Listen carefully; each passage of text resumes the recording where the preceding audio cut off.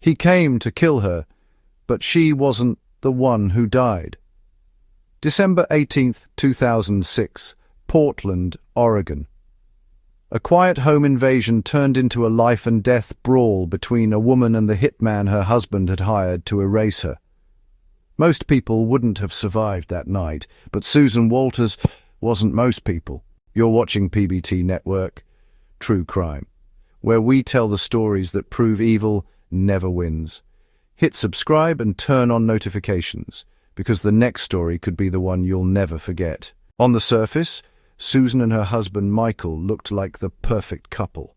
A home, a marriage, a shared life, the image of peace. But behind closed doors, everything was crumbling. The fights grew colder, the love disappeared, and Michael Walters was sinking deep into jealousy and rage. He wanted out, but not through divorce. He wanted control.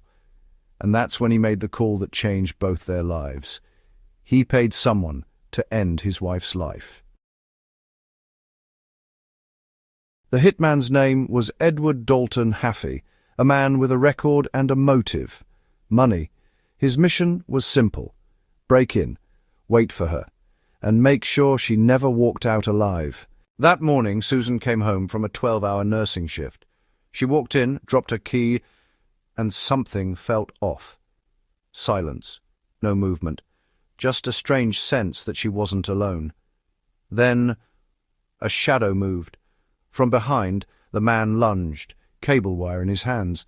But what he didn't know was that this woman had been fighting her whole life. Years in trauma care had taught her one thing: panic kills, focus saves. She fought back. Every second became a war for oxygen, for space, for life. The struggle went on until the tables turned. When it ended, the intruder lay still, and Susan Walters was standing, barely breathing, but alive.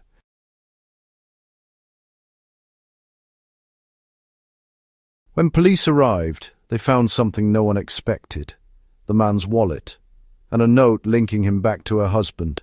The betrayal wasn't a mystery anymore. Her husband fled the state.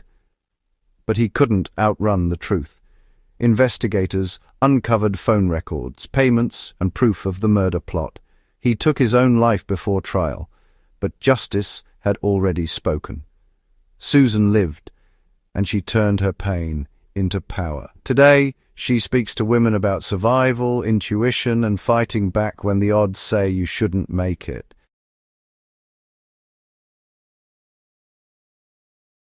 She didn't just survive a hit.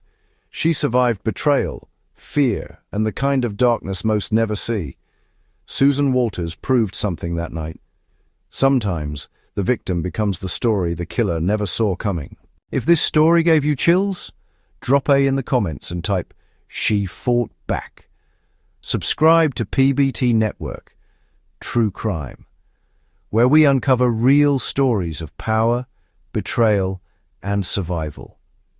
Because on this channel, the truth always fights back.